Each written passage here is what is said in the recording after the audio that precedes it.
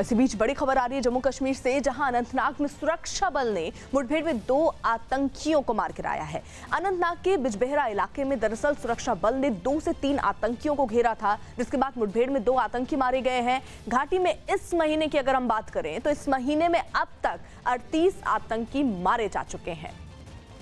तो आपको बता दें, 2 आतंकी जानकारी मिल रही है कि मुठभेड़ में मारे गए हैं। एक बड़ी कामयाबी सुरक्षा बल को हासिल हुई। जैसे ही जानकारी सुरक्षा बल को मिली कि इलाके में आतंकी छिपे हो सकते हैं, सुरक्षा बल ने पूरे इलाके को घेर लिया और उसके बाद से ही ये मुठभेड़ जारी थी। और अब जो खबर निकलकर सामने आ रही वो ये कि 2 आतंकी यहां ढेर किए गए हैं। बिजबेहरा का ये इलाका, जहां पर सुरक्षा बल को आतंकियों के छिपे होने की जानकारी मिली थी और उसी के बाद से पूरे इलाके को घेरा गया। मुठभेड़ में 2 आतंकी फिलहाल मारे गए हैं। बताया जा रहा है कि अभी कुछ और आतंकी होने की संभावना है, इसलिए अभी भी ऑपरेशन जारी है।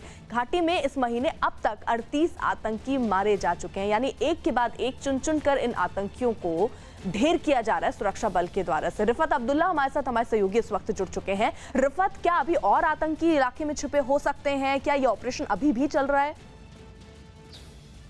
देखिए अर्पिता, ऐसा समझा जा रहा है कि 2 मिलिटेंट थे और दोनों मारे गए हैं और 2 बॉडीज रिकवर की गई हैं। ऐसी भी खबरें आ रही हैं कि जो हाल ही में सीआरपीएफ के जवान पे अटैक हुआ था, जिसमें एक छोटा बच्चा भी 5-6 साल का जो है वो मारा गया था, वो मिलिटेंट भी उसमें मारा गया है। जिस तरीके से पुलिस ने ये कहा था कि जाहिद दास नामी मिलिटेंट जो है उस अटैक में मुलव्वस है, जैसा ट्वीट भी किया था पुलिस ने लास्ट टाइम।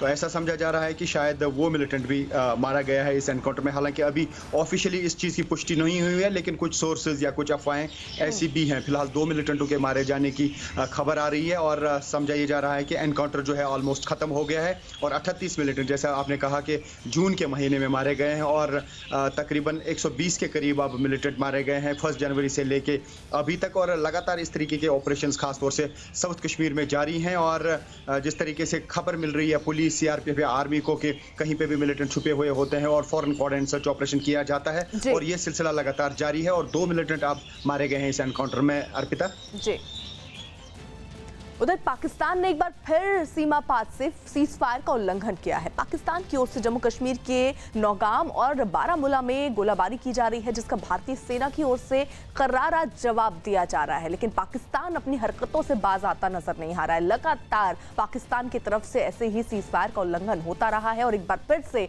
पाकिस्तान ने सीमा पार से सीज फायर का उल्लंघन किया है।